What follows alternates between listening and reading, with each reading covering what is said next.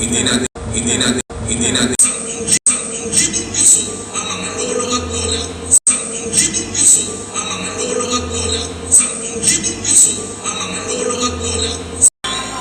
Sa kanyang pagsisikap, doble na sa kanyang pagsisikap, doble na ang matatang.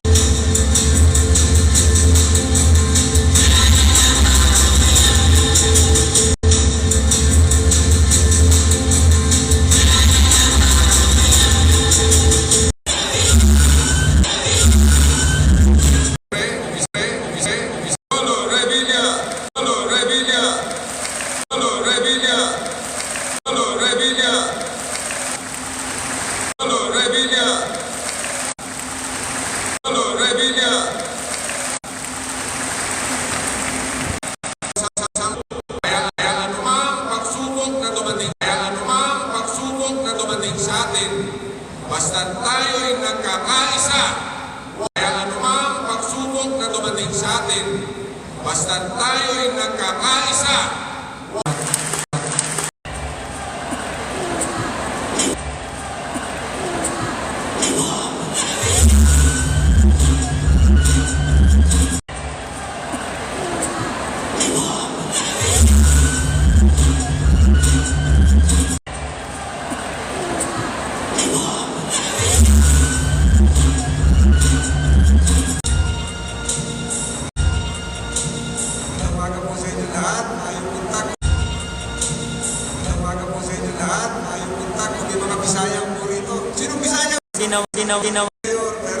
Mayor at Bingula, Mayor Valentino at lahat na siguro.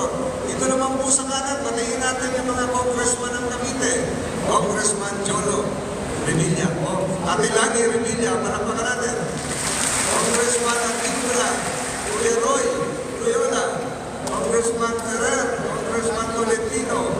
At susunod na congressman ng Cavite, si Congressman Barsaga. Palakpakan po natin. Ang susunod na congressman ng Cavite, si Congressman Barsaga. Palakpakan mo natin. Kuya Roy Loyola, Congressman Ferrer, Congressman Valentino. Ang susunod na congressman ng Cavite, si Congressman Barsaga. Palakpakan mo natin. Ay inilaan ng Pangulo para sa ating mga magsasaka, para sa ating mga mangingisda. Palakpakan mo natin. Ay inilaan ng Pangulo para sa ating mga magsasaka, para sa ating mga mangingisda. Palakpakan po natin para sa ating mga magsasaka, para sa ating mga mangingisda.